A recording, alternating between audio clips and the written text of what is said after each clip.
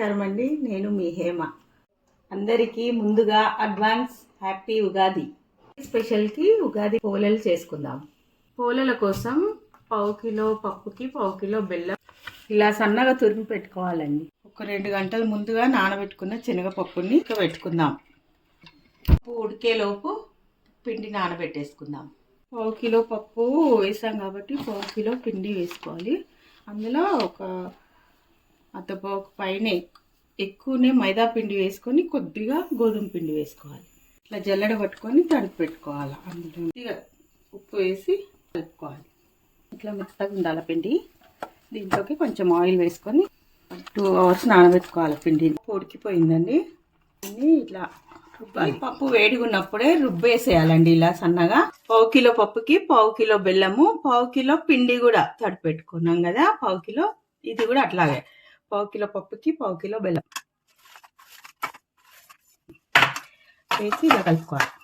Stove ఆన్లోనే ఉండాలా. అప్పుడు ఇదంతా మంచిగా కలుపుతాం. కొద్దిగా సోంపు అండి, సోంపు, ఒక ఇలాచి సన్నగా పొడి చేసి పక్కన పెట్టుకోవాలి. ఇలా పల్సగా అవుతుందండి బెల్లం కరిగి. అట్లాగే పొయ్యి మీదనే ఉంచాలా గట్టి పడే వరకు.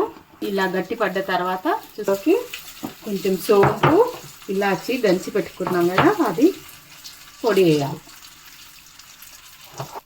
నెయ్యిలో వేయించుకున్న కాజు వేసి ఇదంతా కలిపి ఇంకొద్దిగా గట్టి పడే వరకు ఆపి చూడండి. కదా ఇలా దగ్గరికి అయిపోయిన తర్వాత స్టవ్ ఆర్పేసుకోవాలి. చల్లబడ్డ తర్వాత చేసుకోవాలి పోలేలు.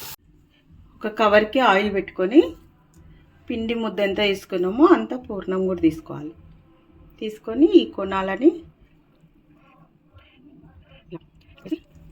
ఇట్లా తిప్పి పెట్టుకోవాలి ముద్దలు.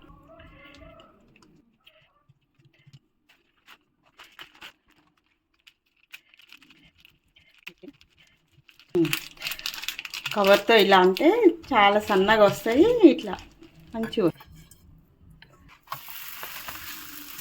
కొద్దిగా నెయ్యి వేసుకొని కాల్చుకోవాలి. పిండిలో ఓన్లీ మైదా కాకుండా కొంచెం గోధుమ పిండి కూడా వేస్తాం కాబట్టి మరీ గట్టి కాకుండా తెల్లగా వస్తాయి, మెత్తగా వస్తాయి.